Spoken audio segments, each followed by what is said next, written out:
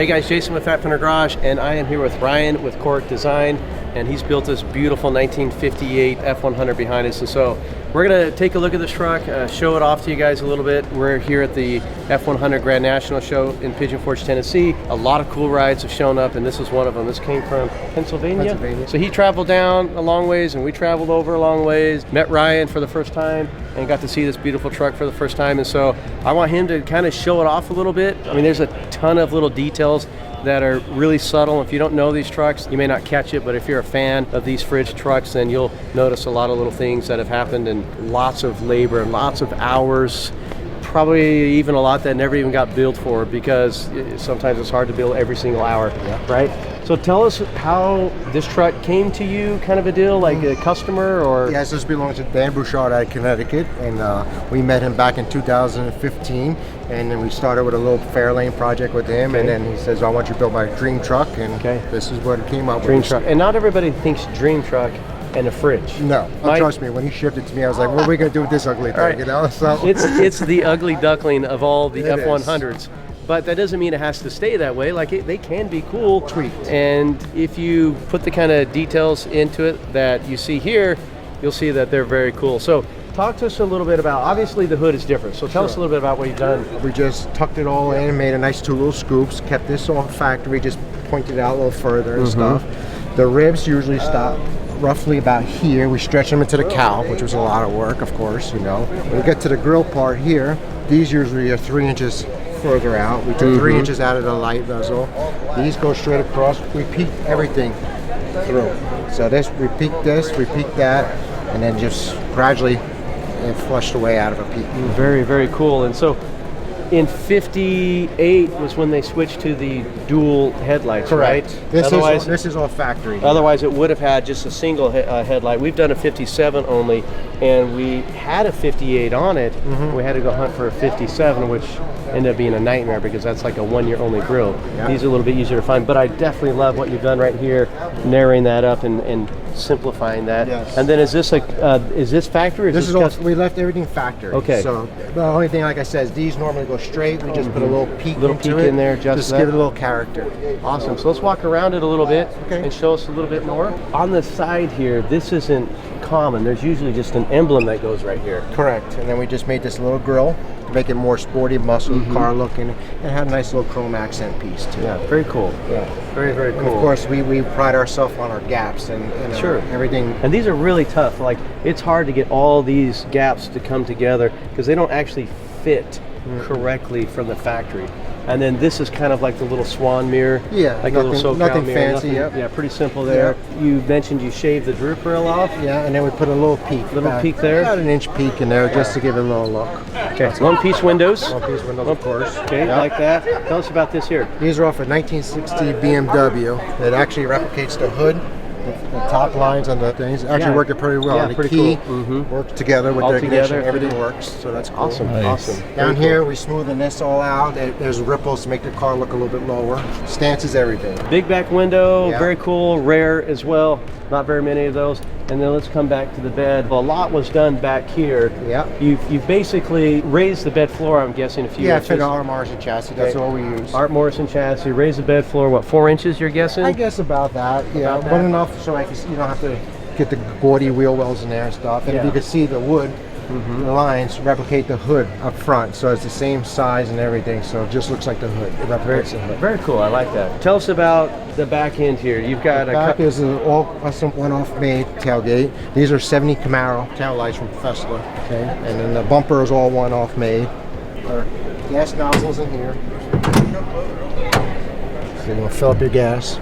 Nice and easy still to work out. And if you need to work on the thing, slide this out, slide the wood out, easy access to the rear end and all that stuff. Very cool, and I can see you've definitely put some time and effort into the tailgate. Yes, like a lot of hours. Yeah, there's a lot of hours just into a tailgate, and not a lot of people pay that much attention to a tailgate. They usually do nothing, right? Yeah. Because it's easier. You know, maybe you clean it up and you get rid of the chains or something like that. That's a nice upgrade. Very cool. Here's a little photo right here. You can kind of see the truck shot of the before the magic happened. So very cool. Looks like actually a pretty decent truck to start with. Beautiful truck. Most people would say, I want a patina truck, and that's perfect. It was. You come on inside here.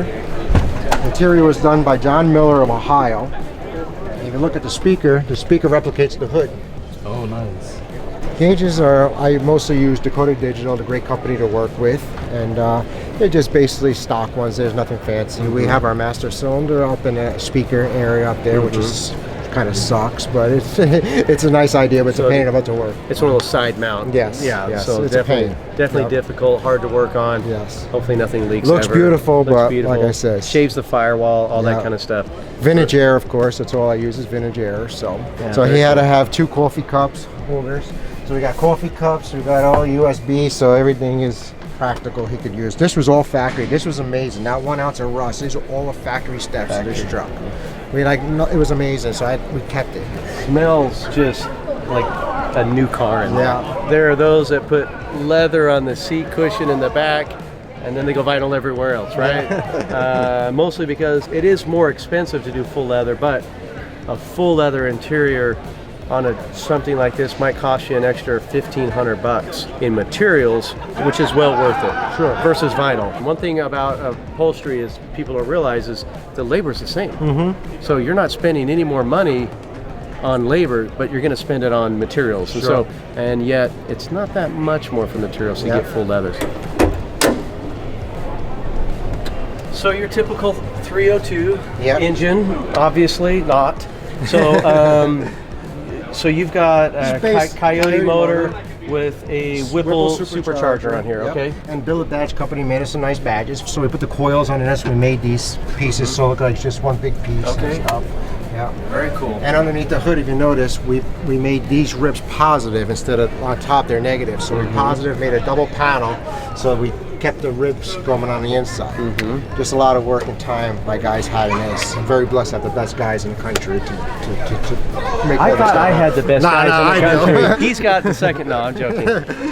So very cool. Ring Brother hood hinges. They're actually off of a 57 Chevy, I'm sorry, and then Lotto Time mounting. Modified to fit in there, something, because they obviously don't make anything for 57, but you made their stuff work. Yes. Okay, very cool. And so you got the cold air intake box here, your all my fluids, all your fluids here, your overflow for your supercharger and everything. So very cool. So have you dynoed this thing? He dynoed it, and he just had a detune. So I think we're about 600 horsepower. Okay. And you're running a 3.750 pulley, which is pretty big. You're not going to get a lot of boost with that. You don't need it. And honestly, how much power do you really have to have? I try to tell my clients 500 horsepower is all you need. Where you going? Now, I've talked to Casey. He's got a truck here, Casey's Paint Shop, and he'll argue that point that there's never enough boost and never enough power, which he's, maybe, he's right, but it's hard to drive that. You can always have a lot of horsepower, but like at the end of the day, where you going? Where are you going? Now, is this an original front bumper? This is off of, I believe, I forget, but I think it's a 64, and we took 2 bumpers to make one. Because they got the little step in there, and you cut that. Okay, very cool. All right, well, this is a pretty beautiful truck. How long did it take to build? 2.5 years. So 2.5 years. So something that probably started 3 years ago. We started this in about, I think, 2016. So it's been finished for a couple of years. 2019, we debuted at SEMA. Yeah, so it's been finished for a little bit. Beautiful truck, but that's kind of pretty common. If you're going to build a truck to this level, it's going to take some time. Oh yeah. Right, and you actually want to take some time, because if you're just going to march through it and rush through it, they don't quite turn out quite this nice. And so beautiful job, Ryan. You killed it on this thing. It's exciting to see high caliber builds, coming out of Pennsylvania of all places, right? Who knew? And so we're pretty excited to meet Ryan and make his acquaintance, and also see this bad to the bone build. Thank you, man. Appreciate it. So much. Thanks, guys. Over here is our key.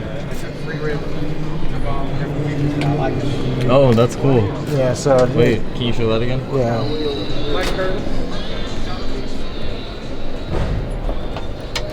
That's nice. Yeah. Okay, cool. My OCD, I can't have... drives me crazy. That's actually a great idea. I might steal that from you. Yeah.